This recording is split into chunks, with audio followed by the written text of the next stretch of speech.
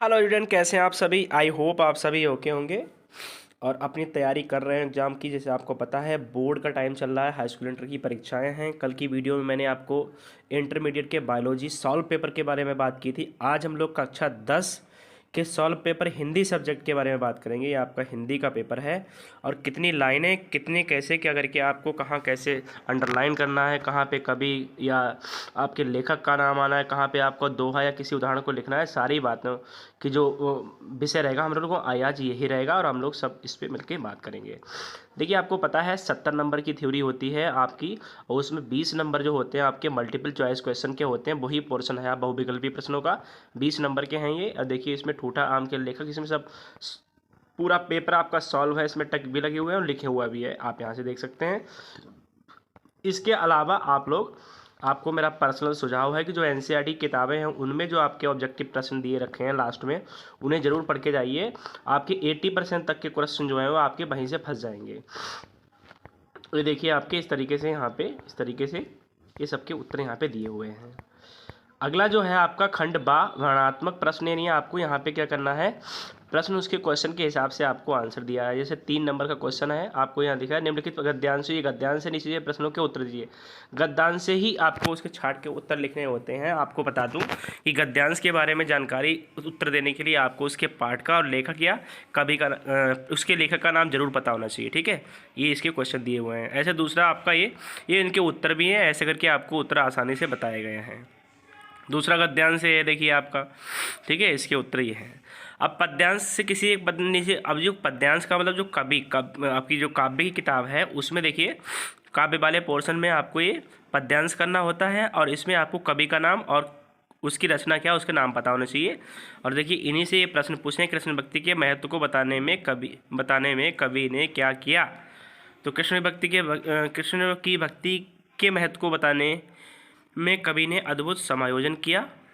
देखिए, दूसरा ये अलग दिया रखा है उसका अथवा में।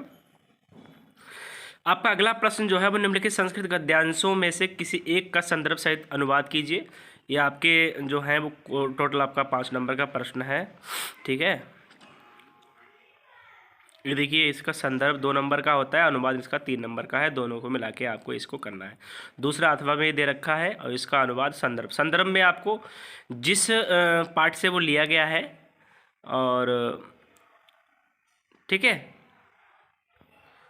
उसका नाम पता होना चाहिए आपको। देखिए, निम्नलिखित संस्कृत पद्यांशों में, अब संस्कृत के श्लोक दे रखे हैं, इनका हिंदी में अनुवाद लिखना है संदर्भ सहित।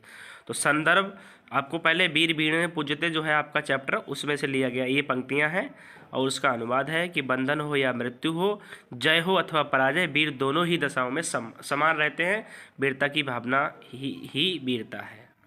ठीक है, उसके बाद में ये अथवा में दे रखा है, इसका संदर्भ सहित व्याख्या करनी है। जीवन सूत्राणी पाठ से लिया गया है। ठीक है, इस तरीके से इतनी लाइनों में आप संभवतः इनको लिखिए। स्वपठित खंड काव्य के आधार पर निम्नलिखित प्रश्नों में से किसी एक का उत्तर, आपको पता है कि आप लोग आपके राज्य में, आपके मंडल में अलग अलग खंड काव्य दिए होंगे। जैसे यहाँ पे देख लीजिए, सभी हैं। जैसे देख लीजिए आप लोग, ये है मातृभूमि के लिए, जैसे मुरादाबाद मंडल में आता है तो ये आपका मातृभूमि के लिए यहाँ पे इसको आपको ये सॉल्व करना है।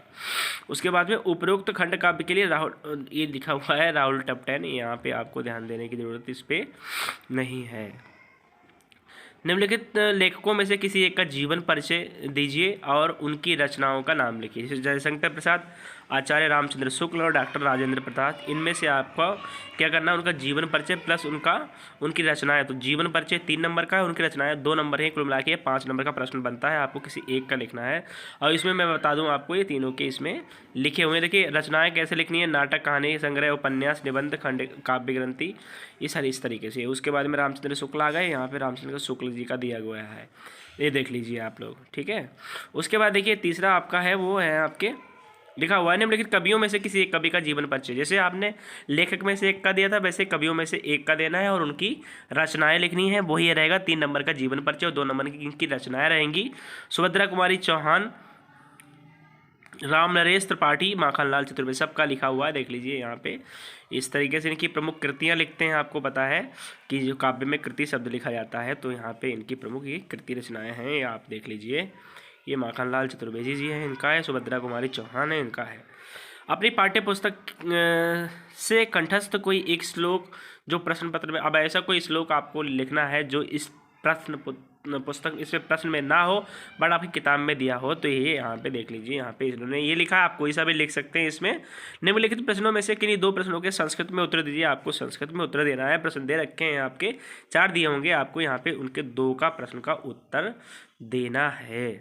ठीक है, ये देख लीजिए। 28वें नंबर का निम्नलिखित विषयों में से किसी एक विषय पर निबंध लिखिए। मेरी पूरी पुस्तक किसी भी यात्रा का रोचक वर्णन, जनसंख्या वृद्धि, राष्ट्रीय समस्या, वृक्षारोपण का महत्व, शिक्षा का गिरता हुआ स्तर, आप सभी जानते हैं इनके बारे में। आपको ये जो आपकी प्रमुख जो आपकी हेडिंगें होती हैं, जैसे प्रस्तावना हो गई, ठीक है, और का जो भी है आपका, इस तरीके से आप इसको लिखेंगे।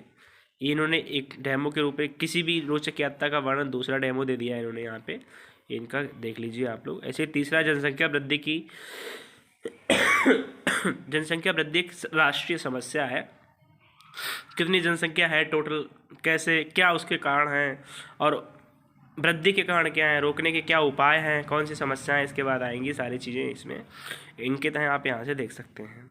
उसके बाद देखिए वृक्षारोपण का महत्व, देखिए इस तरीके से। शिक्षा का गिरता हुआ मूल्य स्तर, ये इंपॉर्टेंट है, आप इसे जरूर तैयार कीजिए। देखिए, तो इस तरीके से मैंने आपको हिंदी का ये पूरा एक सॉल्व पेपर समझा दिया है।